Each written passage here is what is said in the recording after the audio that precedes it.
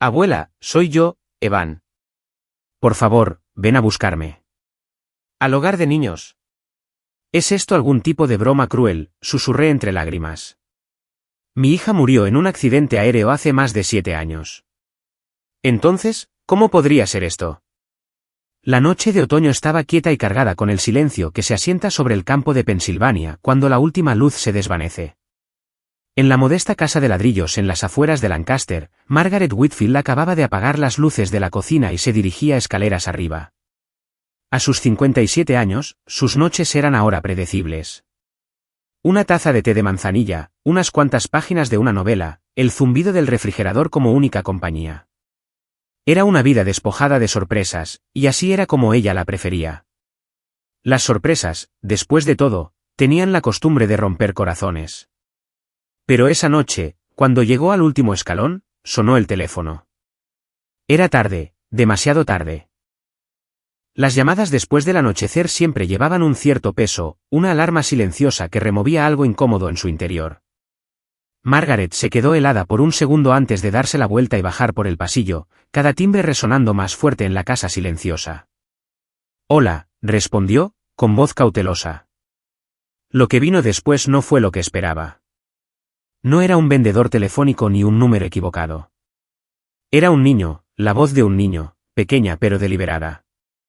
«Hola, ¿es usted Margaret Whitfield?» La mano de Margaret se apretó alrededor del auricular. «Sí, soy yo». «¿Quién habla?» «Soy Evan», dijo el niño, claramente, como si lo hubiera ensayado. «Soy su nieto. Por favor, venga a buscarme al hogar de niños». Por un momento, el tiempo se detuvo. El pasillo, el tic-tac del reloj, el zumbido del refrigerador. Todo se desvaneció bajo el peso de esas palabras. ¿Nieto? Su corazón latía dolorosamente en su pecho. «Creo que debe estar equivocado», logró decir, con la voz temblorosa. Yo no tengo un nieto». «No es un error», insistió el niño. «No estoy mintiendo. Descubrí sobre usted, sobre quién es, y quise llamar. No nos dejan usar el teléfono, pero lo hice de todos modos. Por favor, venga a buscarme.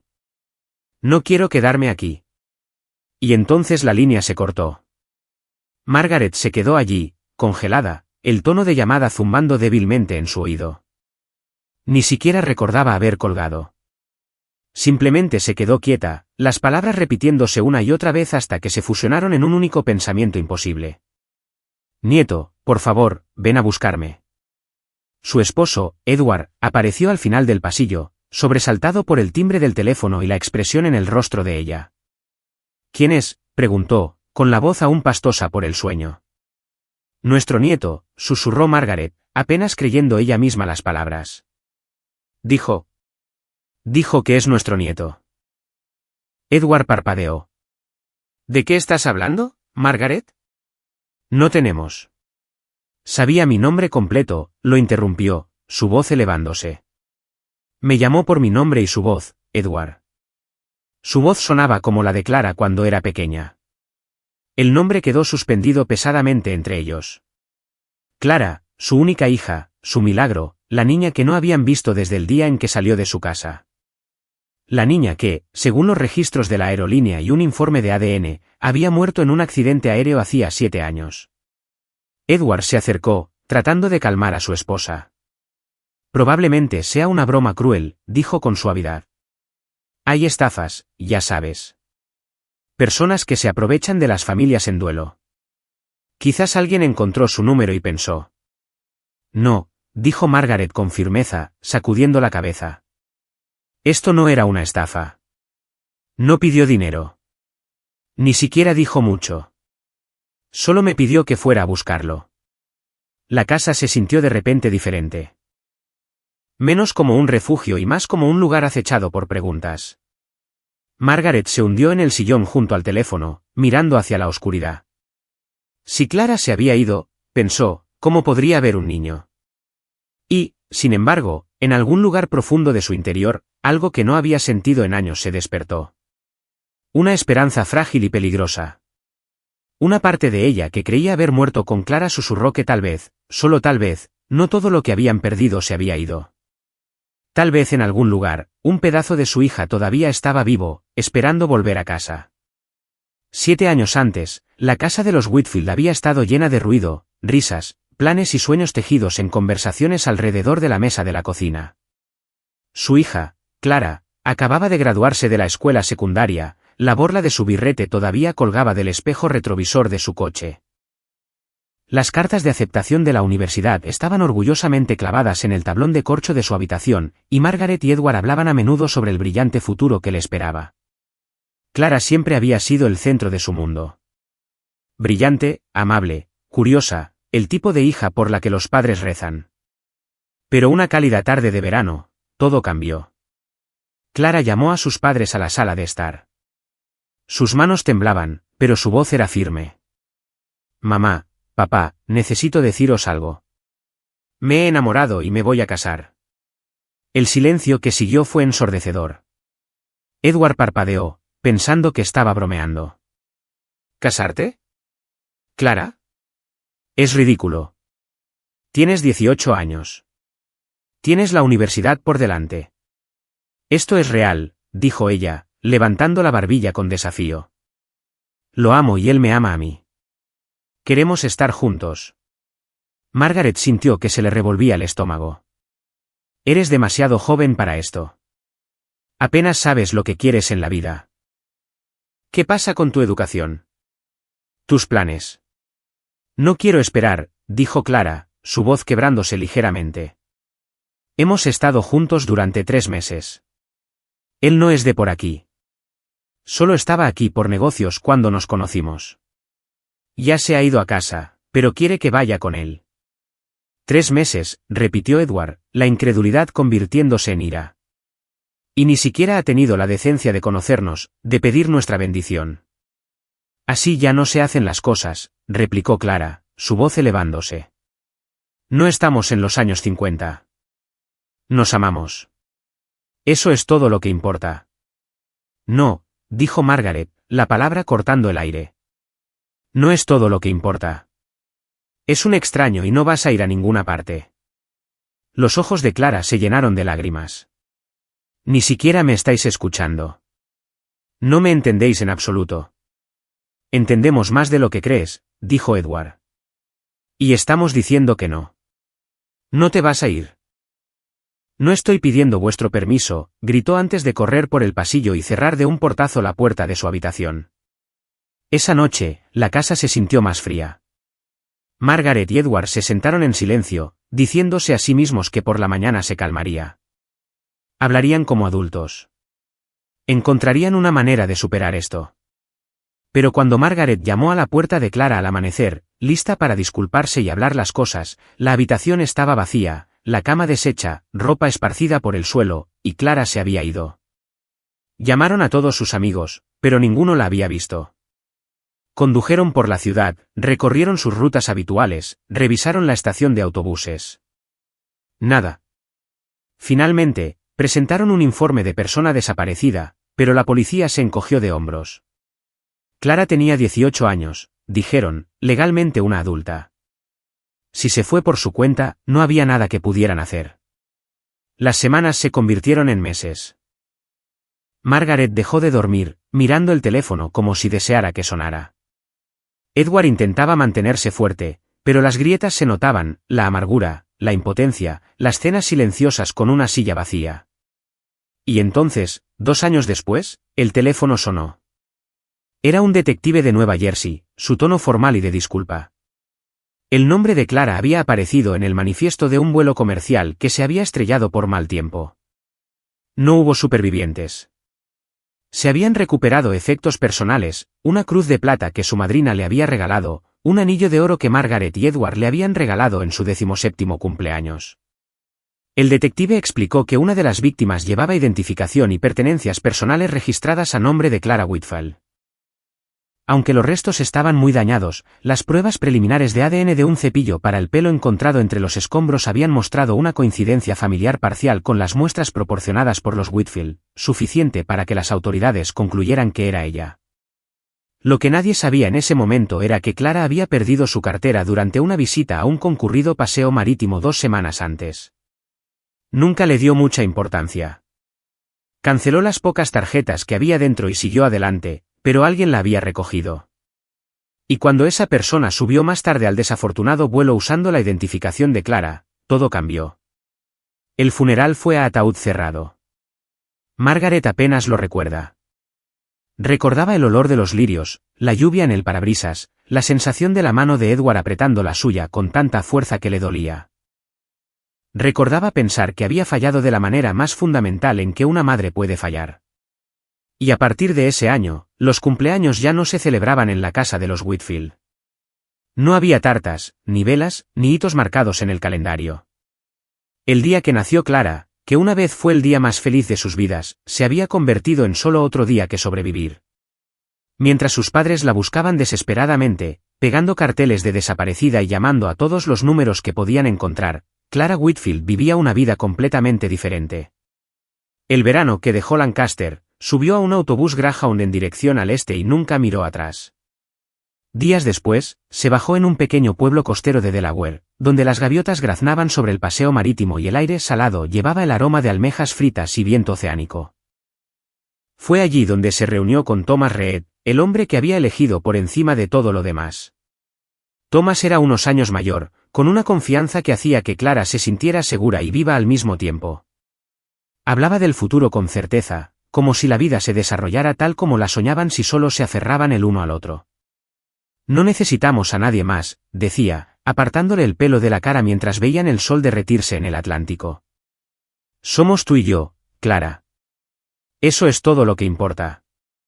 Alquilaron un diminuto apartamento de una habitación sobre una tienda de cebos, con suelos de madera que crujían y vistas al agua si te asomabas lo suficiente por la ventana.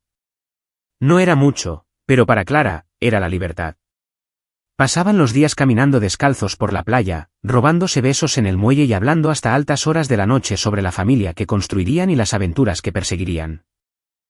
Por primera vez, Clara sintió que estaba escribiendo su propia historia. Había momentos en los que pensaba en sus padres, en la risa suave de su madre y en el orgullo silencioso de su padre. Pero apartaba esos pensamientos. Esa vida había quedado atrás. Este era su nuevo comienzo. Las semanas se convirtieron en meses. Su amor se profundizó y sus pequeñas rutinas se convirtieron en un ritmo que Clara apreciaba. Cenas baratas para llevar en el suelo, tazas de café compartidas al amanecer. Los brazos de Thomas a su alrededor cuando el viento del océano se volvía frío. Pero una mañana, Clara se despertó con una pesadez que no podía ignorar. El olor a café le revolvía el estómago. El mundo se inclinaba ligeramente cuando se levantaba demasiado rápido. Pasaron los días y las náuseas persistieron. Y entonces, en el baño de su apartamento, miró 2 líneas rosas que lo cambiaron todo. Embarazada. Sus manos temblaron mientras esperaba que Thomas llegara a casa. Cuando él finalmente entró por la puerta, ella lo soltó antes de que el miedo pudiera detenerla. Thomas, estoy embarazada. Por un instante, su rostro fue indescifrable. Luego sonrió, una amplia sonrisa juvenil que derritió su ansiedad. La atrajo hacia sus brazos, riendo. Vamos a tener un bebé, dijo, casi con incredulidad. Clara, esta es la mejor noticia que podrías haberme dado. Los días que siguieron estuvieron llenos de planes susurrados y promesas nocturnas.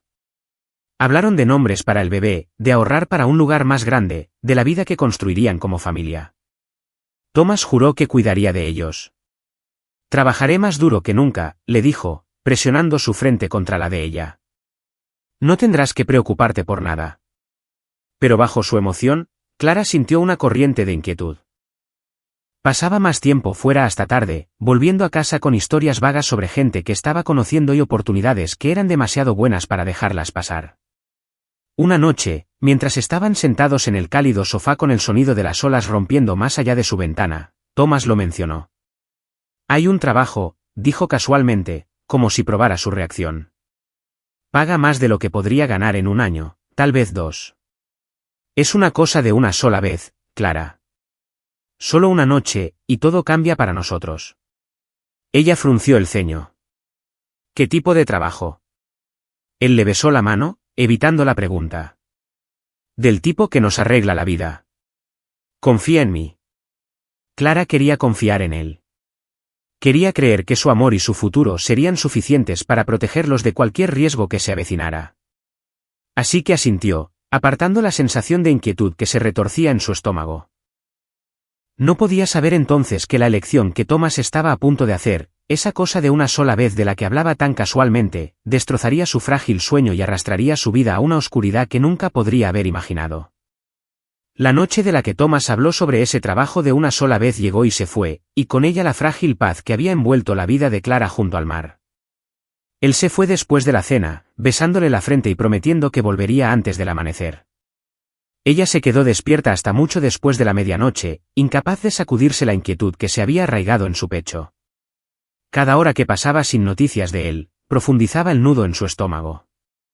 Y entonces, justo antes del amanecer, un golpe seco en la puerta rompió el silencio. No era Thomas.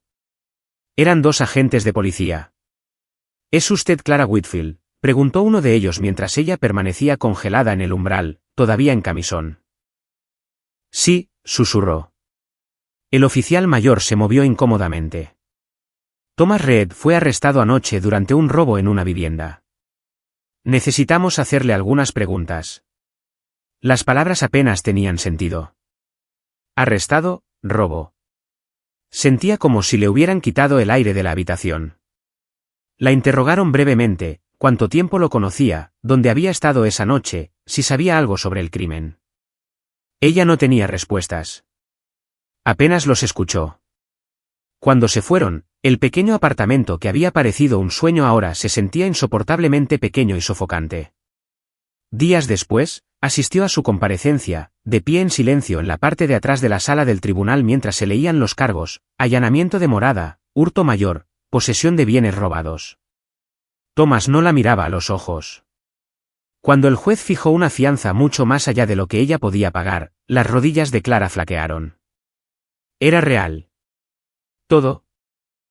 El hombre en el que había confiado su futuro, el futuro de su hijo, lo había tirado todo por la borda por un trabajo. En la audiencia de sentencia semanas después, se sentó en un duro banco de madera, con el corazón latiéndole en el pecho mientras el juez pronunciaba las palabras que lo cambiarían todo. 8 años en la prisión estatal. Clara se aferró a su vientre, el pequeño bulto que albergaba a su hijo no nacido, y sintió que su mundo se tambaleaba. Cuando salió del juzgado al cortante viento costero, ya no era la chica que se había escapado por amor. Estaba sola, embarazada y sin nadie a quien recurrir. En los días que siguieron, Clara apenas salió del apartamento. Las facturas se acumulaban en la mesa. Los susurros de los vecinos que habían visto las noticias parecían seguirla por la calle. Se imaginaba sus juicios, la lástima en sus ojos, la chica tonta que se escapó por un hombre y terminó sin nada. Las noches eran lo peor. Era cuando las voces en su cabeza eran más fuertes, más crueles. ¿Con un criminal, Clara? A ese es a quien elegiste. Tiraste tu futuro, tu familia, y ahora quieres que te ayudemos. Tú te hiciste la cama, ahora acuéstate en ella. Podía oír las voces de sus padres aunque nunca hubieran dicho esas palabras. Quizás la habrían recibido en casa. Quizás lo habrían perdonado todo. Pero la vergüenza construía muros más altos que cualquier distancia, y Clara no sabía cómo escalarlos. Así que se mantuvo en silencio. Los meses pasaron lentamente. Vendió lo poco que poseía y se mudó a un apartamento más pequeño cerca de los muelles, donde el alquiler era más barato y los vecinos no hacían preguntas. Se mantuvo aislada, haciendo trabajos esporádicos cuando su cuerpo se lo permitía, y se preparó para la llegada del bebé lo mejor que pudo. Le hablaba al niño que crecía dentro de ella como si pudiera entenderla. Estaremos bien, susurraba en la oscuridad. Me aseguraré de ello. Pero bajo sus palabras, Clara sabía que se estaba alejando cada vez más de la vida que una vez conoció, cada vez más de la chica que solía ser. Las olas del océano seguían llegando a la orilla fuera de su ventana, indiferentes e interminables. Pero todo dentro de ella había cambiado. Ya no era la brillante y esperanzada hija de Margaret y Edward Whitfield. Era una mujer sola, cargando un secreto y un hijo, esperando un futuro que ya no podía imaginar. 9 meses después de la sentencia de Thomas, en una mañana gris y ventosa de marzo, Clara Whitfield dio a luz a un niño. Las enfermeras lo pusieron en sus brazos, cálido e increíblemente pequeño, sus diminutos puños agitándose en el aire como si buscaran el latido de su corazón. Lo llamó Evan, un nombre que había elegido en silencio durante los largos y solitarios meses de su embarazo, un nombre que significaba joven guerrero. Las primeras semanas fueron duras pero dulces. Clara tenía poco dinero y ninguna familia cerca, pero la presencia de Evan llenaba su pequeño apartamento con una luz que no había sentido en años. Le susurraba historias sobre el océano que podían ver desde su ventana, sobre la vida que esperaba darle, una vida mucho más brillante que la que estaba viviendo ahora. Cuando Evan tenía 6 semanas, Clara recibió una carta de Thomas. Quería que lo visitara en el centro correccional estatal, a 2 pueblos de distancia. Llevaba semanas escribiendo, decía, pero ella no había respondido. La extrañaba. Extrañaba a su hijo. Por favor, ven. La visita significaba todo para ella. Quizás podrían hablar sobre el futuro, sobre la crianza compartida, sobre cómo hacer que esto funcionara. Pero también era complicado. No se permitían bebés dentro de la instalación, y no tenía familia ni amigos con quienes dejar a Evan. Fue entonces cuando conoció a la señora Dorothy Collins, una enfermera jubilada que vivía al final del pasillo. Dorothy era amable y de voz suave, con el pelo plateado y una afición por hornear tartas que hacían que todo el edificio oliera a canela. Había visto a Clara luchando con un cochecito una tarde y se ofreció a sujetarle la puerta. Pronto, las 2 mujeres estaban hablando mientras tomaban el té. Dorothy le contó a Clara que había criado a 3 hijos propios y que estaría encantada de cuidar al pequeño Evan durante unas horas siempre que necesitara un descanso. La oferta pareció una bendición. En la mañana de la visita, Clara envolvió a Evan en una suave manta azul y le besó la frente. «Volveré pronto», susurró. «Pórtate bien con la señora Collins». El viaje en autobús a la prisión fue largo y silencioso. Clara ensayó lo que podría decirle a Thomas, lo enfadada que estaba, lo traicionada que se sentía, y sin embargo, lo desesperadamente que quería que su hijo tuviera un padre. La visita en sí fue borrosa.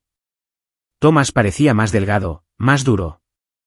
Habló de apelaciones y de libertad anticipada, de sueños de una casa y un trabajo esperándole fuera.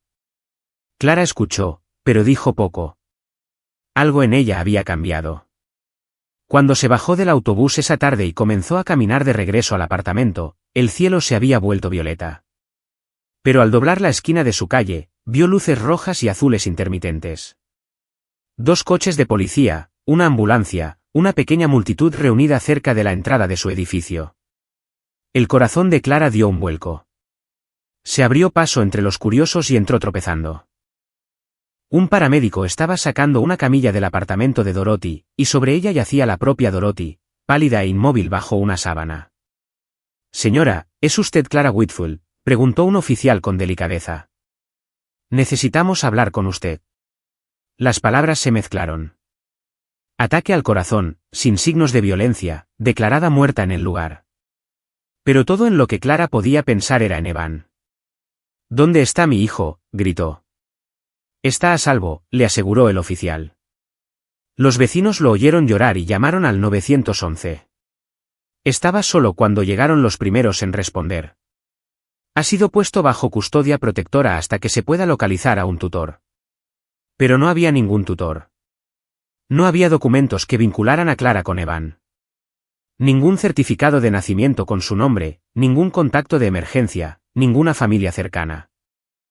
Para cuando llegó al Departamento de Servicios Humanos del Condado de Sussex, Evan ya había sido colocado en un hogar grupal contratado por el condado.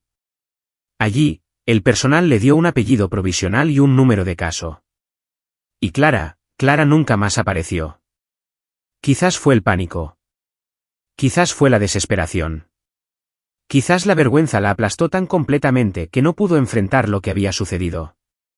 Pero a partir de esa noche, desapareció de los registros de Evan y del pueblo mismo, como si nunca hubiera existido. La llamada telefónica del niño que decía ser su nieto había atormentado a Margaret Whitfield cada noche desde que ocurrió. Había reproducido el sonido de su voz en su mente, la súplica silenciosa, el inconfundible temblor de esperanza, hasta que se volvió imposible de ignorar. Así que, en una gris mañana de octubre, hizo una maleta para pasar la noche, se despidió de Edward con un beso y subió a un autobús en dirección al este. 2 horas después, se bajó en un pequeño pueblo costero del condado de Sussex, Delaware, un lugar en el que nunca había estado, pero hacia el que ahora se sentía inexplicablemente atraída. El centro de servicios para niños del condado era un edificio bajo de ladrillo que parecía más una escuela primaria que un hogar grupal. Su corazón latía con fuerza mientras cruzaba las puertas principales y se acercaba al mostrador de recepción. «Buenos días», comenzó, su voz temblando a pesar de sus mejores esfuerzos. «Estoy aquí porque creo que mi nieto podría estar aquí. Su nombre es Evan. Evan Reed». La recepcionista le dedicó una sonrisa educada pero distante y le pidió que esperara. Unos minutos más tarde, una mujer con un traje azul marino, la directora del centro, apareció y llevó a Margaret a una pequeña oficina. «Entiendo por qué está aquí, señora Whitfield», dijo la mujer con amabilidad. «Pero sin documentación legal, papeles de custodia, órdenes de tutela o resultados de ADN, no puedo dejarle ver a ninguno de los niños». «Es por su seguridad». «Entiendo la seguridad», respondió Margaret, su voz quebrándose. «Pero por favor, no estoy aquí para causar problemas. Solo creo que es el hijo de mi hija. Mi hija Clara murió hace 7 años». La expresión de la directora se suavizó, pero su respuesta no cambió. «Lo siento, eso no es suficiente. Tenemos protocolos que debemos seguir. Si puede obtener la documentación, es bienvenida a solicitar una visita de nuevo. Hasta entonces, me temo que no hay nada que pueda hacer». Margaret salió de la oficina con el pecho dolorido. Caminó sin rumbo por las calles cercanas, pasando por casas adosadas desgastadas y tiendas de mariscos cerradas hasta que encontró un banco cerca del agua. Por primera vez en años, las lágrimas rodaron por sus mejillas. Quizás Edward había tenido razón. Quizás la llamada fue un error, una broma cruel, una coincidencia. Quizás Evan no existía en absoluto. Estaba a punto de levantarse y regresar a la parada del autobús cuando una voz la sobresaltó. «Señora Whitfield». Se dio la vuelta. Un hombre anciano con una chaqueta de tweed gastada y una gorra plana estaba a unos metros de distancia, sosteniendo un pequeño sobre. «Perdone la intromisión», dijo. «Mi nombre es Frederick Hill. Solía dirigir el hogar de niños. No pude evitar oír por qué está aquí». Margaret parpadeó, sin saber si tener esperanza o protegerse. «Sí, vine por un niño, Evan». El hombre asintió lentamente. «Recuerdo a un bebé que llegó a nosotros hace unos 6 años. Encontrado solo en un apartamento después de que su cuidadora falleciera. Sin documentos, sin contacto familiar. Se le dio un nombre provisional hasta que pudiéramos saber más, pero nadie vino nunca». Dudó, luego le ofreció el sobre. «Guardé esto.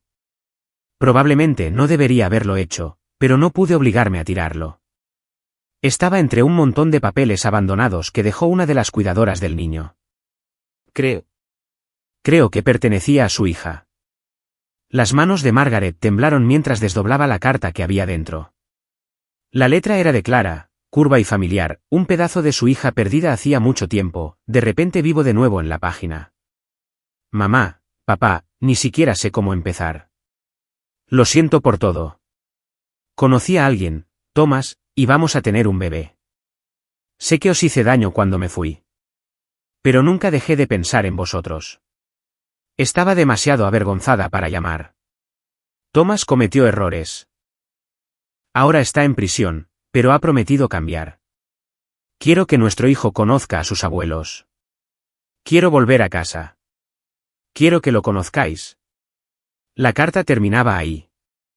La última frase inacabada. La tinta se desvanecía a mitad del trazo, como si la pluma se le hubiera resbalado de la mano y nunca hubiera vuelto para terminar el pensamiento. La voz de Frederick era suave. «Eso es todo lo que había. Nadie sabe qué pasó después de eso. Nunca regresó. Y el niño, creció aquí». Margaret presionó la carta contra su pecho, sus lágrimas cayendo libremente ahora. Clara había querido volver a casa. Había querido que conocieran a su nieto. De alguna manera, algo la había detenido. Pero una cosa quedó repentinamente, dolorosamente clara. La historia de Clara no había terminado con ese accidente aéreo, y tampoco la de ellos. La carta lo había cambiado todo. Había llevado la historia de Clara del rumor a la realidad, de la tragedia a algo mucho más complicado y mucho más esperanzador. Margaret Whitfield aún no sabía qué hacer con esa esperanza, pero sabía que no podía volver a casa sin intentarlo. Antes de despedirse esa tarde, el señor Frederick Hill se apoyó en su bastón y habló en voz baja. No debería decir esto, admitió, mirando hacia el hogar de niños como si el propio edificio pudiera oírlo. Pero todavía tengo amigos en el personal. Si vuelve mañana sobre las 4, podría arreglar algo. No sería oficial, ¿entiende? Solo una oportunidad para que lo vea. A Margaret se le cortó la respiración. ¿Quiere decir conocerlo? Él asintió. No formalmente, no dentro, pero tal vez, solo tal vez, un niño podría acercarse a la valla junto al jardín, y tal vez su nombre sea Evan. Durante el resto de la tarde, Margaret apenas durmió. Leyó la carta inacabada de Clara una y otra vez, trazando la letra de su hija con dedos temblorosos. Quiero que nuestro hijo conozca a sus abuelos. Las palabras eran una promesa que Clara nunca llegó a cumplir. Y ahora, de alguna manera, se habían convertido en la misión de Margaret. La tarde siguiente, Margaret regresó temprano, sentada en un banco desgastado cerca del jardín trasero del centro.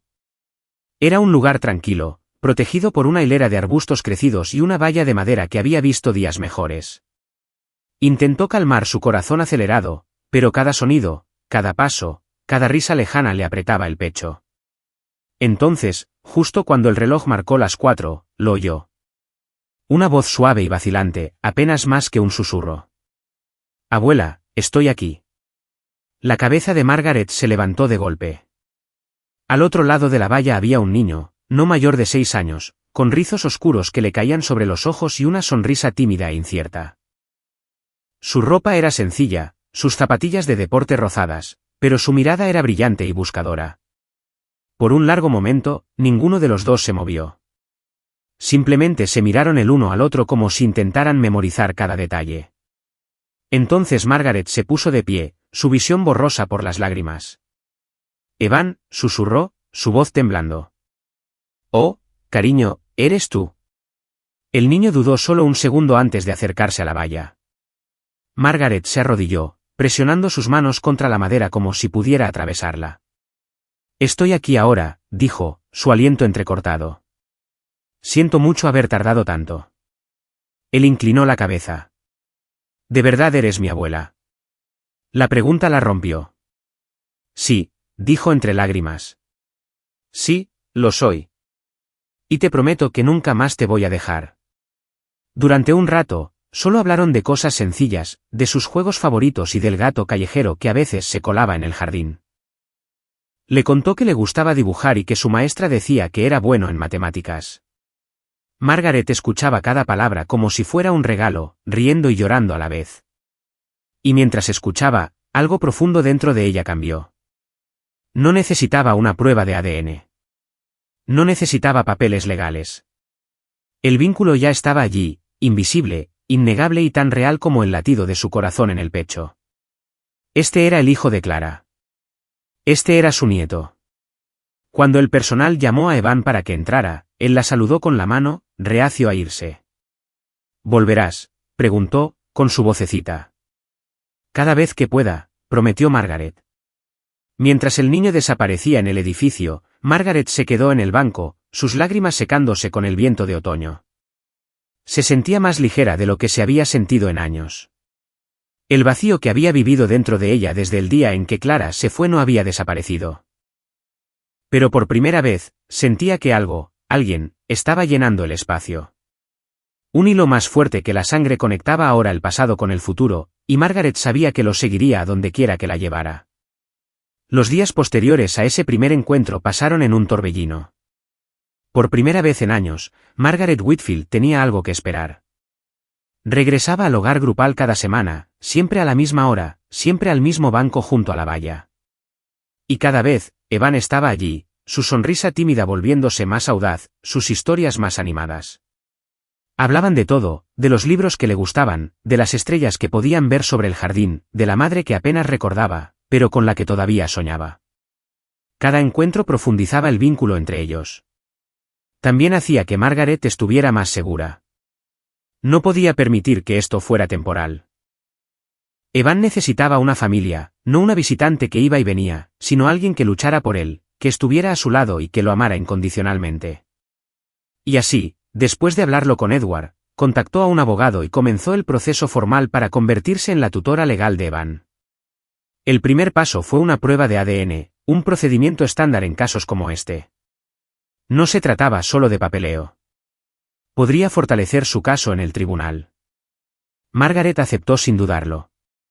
En el fondo, ya sabía cuál sería el resultado. Evan era el hijo de Clara.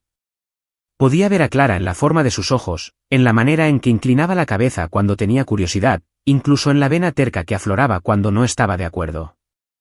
Mientras se procesaba la muestra, el condado le concedió a Margaret derechos de visita supervisada, permitiéndole pasar más tiempo con él.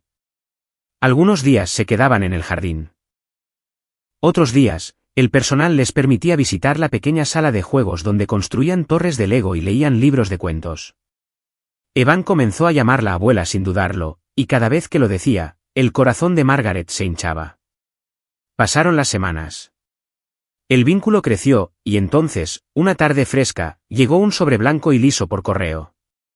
Margaret se sentó a la mesa de la cocina, mirándolo como si pudiera explotar. Edward le sirvió té y lo dejó suavemente. ¿Quieres que lo abra?, preguntó. No, susurró ella. Necesito hacerlo yo. Sus manos temblaron mientras rompía el sello.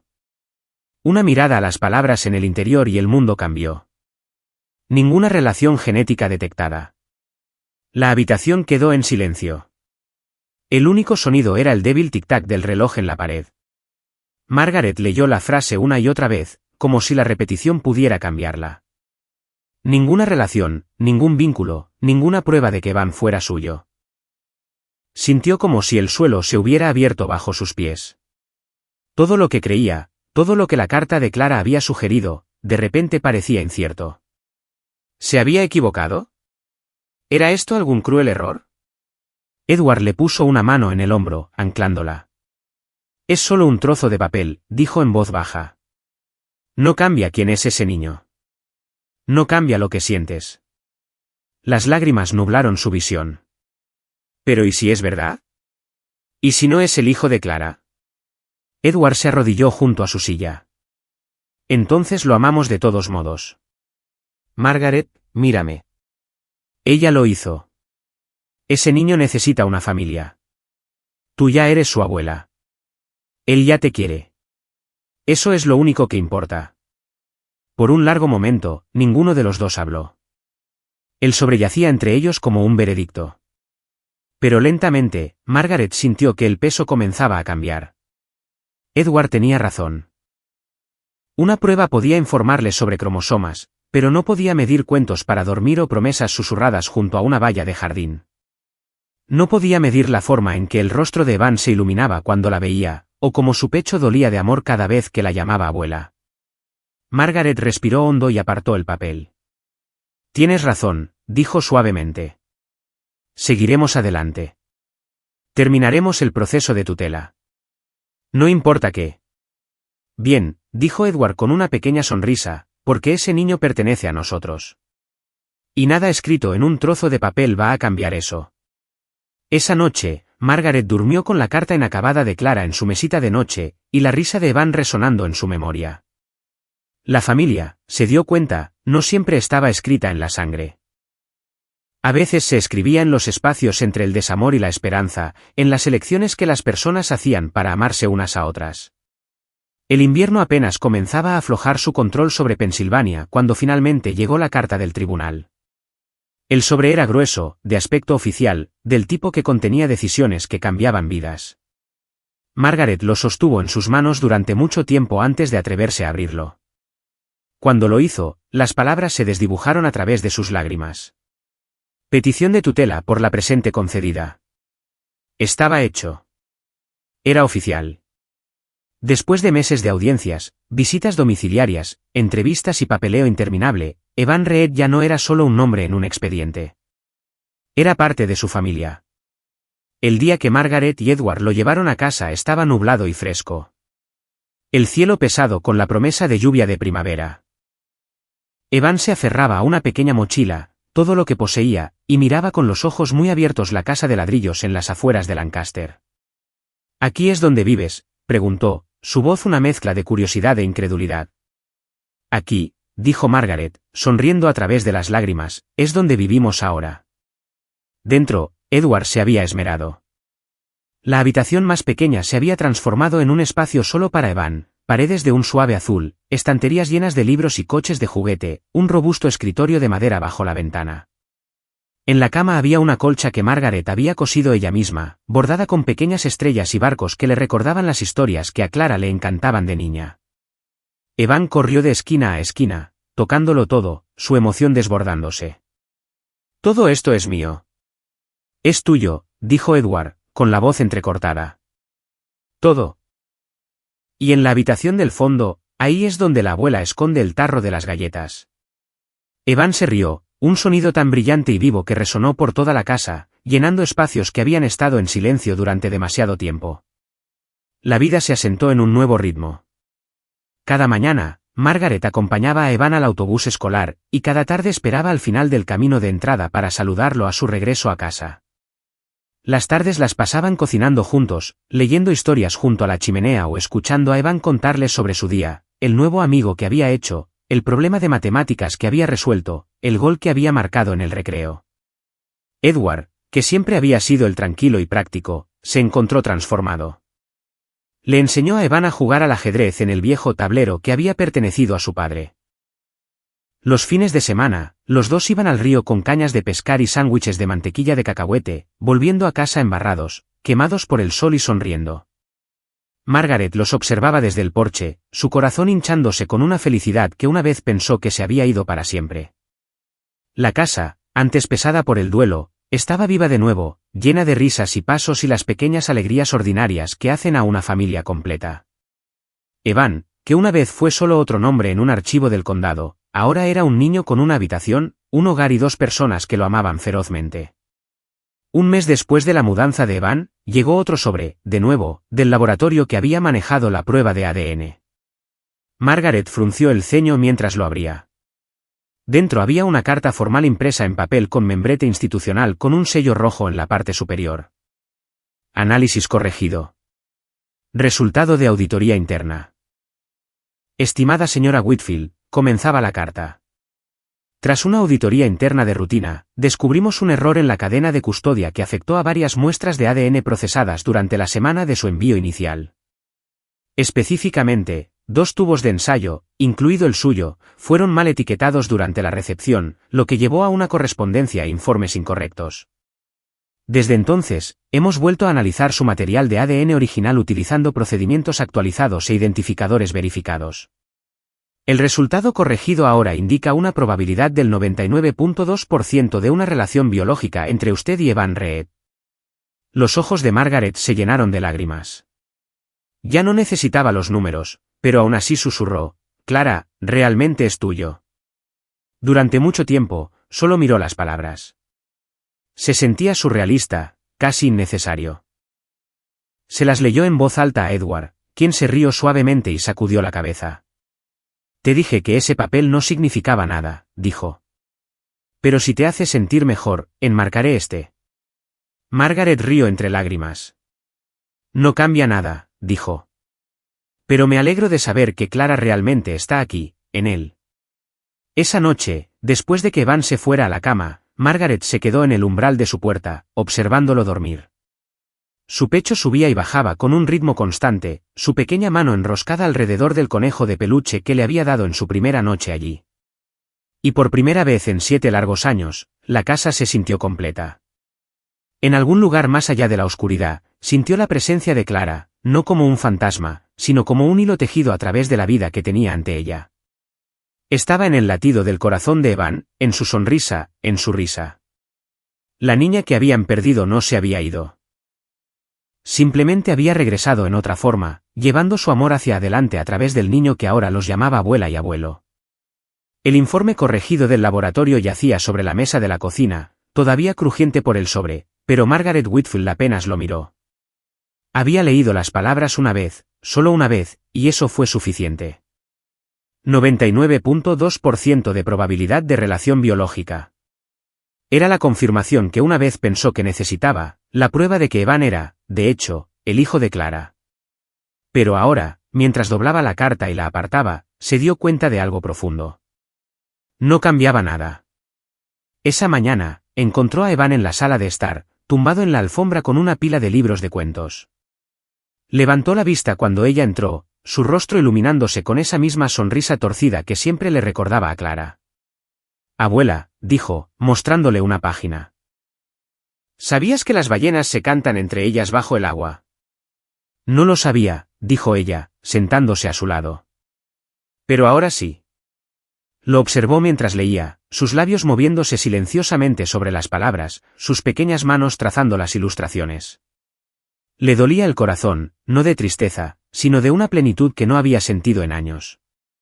Clara se había ido, sí, pero aquí, en la inclinación de la sonrisa de Evan, en su curiosidad ilimitada y su terca determinación, ella seguía presente, viva de 100 pequeñas maneras. Esa tarde, Edward llegó a casa antes de lo habitual, sus botas de trabajo todavía polvorientas del sitio de construcción. Evan oyó abrirse la puerta principal e inmediatamente se puso de pie, corriendo por el pasillo. «Abuelo», gritó, rodeando la cintura de Edward con sus brazos. Edward lo levantó con una risa que llenó la casa. «¿Cómo fue la escuela hoy?», preguntó. «Conseguí una estrella dorada en matemáticas», dijo Evan con orgullo. «Y dibujé una ballena cantando». «Bueno», sonrió Edward. «Creo que eso merece una celebración. ¿Qué te parece si construimos un fuerte de mantas después de la cena?» Evan jadeó, con los ojos muy abiertos. «¿Con la linterna y todo?» «Con la linterna y todo». Margaret los observó desde el umbral, una sonrisa tirando de sus labios. El sonido de sus risas resonaba por los pasillos, cálido, sin esfuerzo, vivo. Una vez, esta casa había sido sofocantemente silenciosa. El silencio del duelo se había aferrado a cada rincón, convirtiendo los cumpleaños en simples fechas en un calendario y las festividades en días que soportar. Pero ahora había ruido de nuevo, alegría de nuevo, vida de nuevo. Más tarde esa noche, después de que Evan se durmiera dentro del fuerte que construyeron juntos, Margaret y Edward se quedaron en el umbral, simplemente observándolo. El suave resplandor de la linterna proyectaba sombras en las paredes, y la respiración constante de Evan llenaba la habitación. Edward deslizó su mano en la de ella. «Sabes», dijo, asintiendo hacia los resultados del laboratorio doblados sobre la mesa. «Ese papel no lo convierte en nuestro nieto. Era nuestro mucho antes de que viéramos esos números». «Lo sé», susurró Margaret. «Simplemente demuestra lo que mi corazón ya sabía». Durante mucho tiempo permanecieron allí en silencio, contentos de estar simplemente. Afuera, la lluvia de primavera repiqueteaba suavemente contra las ventanas. Dentro, la casa se sentía cálida y llena, no por los muebles o las paredes, sino por las personas que ahora la llamaban hogar. Clara nunca volvería a entrar por esa puerta principal. Pero no se había ido. Vivía en el niño dormido bajo un fuerte de mantas. Vivía en la risa que ahora llenaba la cocina. En los dibujos que abarrotaban el refrigerador, en los cuentos para dormir susurrados en la oscuridad. La familia, pensó Margaret, no son solo las personas con las que nacemos. Son las personas que elegimos amar, por las que luchamos, a las que nos negamos a abandonar. Y mientras apagaba la luz y cerraba la puerta de Evan, supo que, sin importar lo que hubiera sucedido en el pasado, su historia ya no era una de pérdida. Era una historia de amor, del tipo que no termina, sino que simplemente cambia de forma.